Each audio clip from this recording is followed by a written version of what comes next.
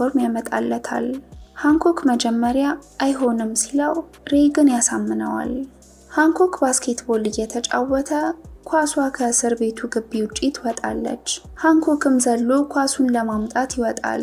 ይህን ያዩ የእስር ቤቱ ዘበኞችም ደውል መደወል ይጀምራሉ። ሃንኮክ ግን በገዛ ፍቃዱ ይመለሳል። የንዴት መቆጣጠር ትምህርቱ ላይም ለመጀመሪያ ጊዜ ስለ በፊት ታሪኩ ይናገራል። ሰውን በመናገሩ ያጨበጭቡለታል። ሃንኮክ ተኝቶ ነበር፣ ግን ከባድ ወንጀል እየተፈጸመ ስለሆነ የከተማው ፖሊስ መጥቶ እንዲያግዘው ይጠይቀዋል። ሃንኮክም ጺሙን ተላጭቶ ልብሱን ለብሶ ወደ ቦታው ይሄዳል። የባንክ ዘራፊዎቹም ከፖሊስ ጋር ከፍተኛ የሆነ የተኩስ ልውውጥ ላይ ነበሩ። ያገቷቸው ሰዎች ላይም ቦምብ ስላጠመዱ ፖሊሶቹ ምን ማድረግ እንዳለባቸው ግራ ገብቷቸው ነበር። ሃንኮክም ወደ ቦታው ደረሰ። ወደ መሬትም ሲያርፍ ምንም ሕንፃ አልፈረሰም። ሁሉም ደንግጠው በመገረም ያዩት ጀመር። ፖሊስ አዛዡም ስላለው ነገር ያስረዳዋል።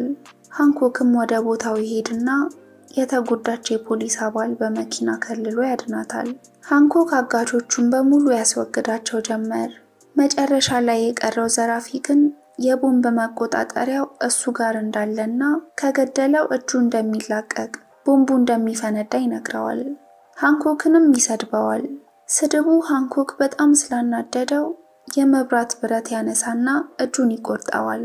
ሰውም የተፈጠረውን ሁሉ ሲያዩ ሃንኮክን ማድነቅ ማጨብጨብ ይጀምራሉ። ሬይ ይሄን ሲያይ በጣም ደስተኛ ይሆናል። ሁሉም ሃንኮክን ማድነቅ ይጀምራሉ። በሄደበት ሁሉ ሰው አብሮት ፎቶ መነሳት ይፈልጋል። ከሬይ እና ሜሪ ጋር እራት ለመብላት ይወጣሉ። ስለ ህይወቱ ታሪክም ሲነግራቸው እርጅና እንደሌለበትና እንደማይሞት ይነግራቸዋል። ግን ከ80 ዓመት በፊት ያለውን ነገር ግን ምንም እንደማያስታውስ ይነግራቸዋል። ሜሪ ይሄን ስትሰማ ማልቀስ ትጀምራለች። ሬይ በጣም ጠጥቶ ነበር። ሃንኮክም ተሸክሞ ቤቱ ያደርሰዋል።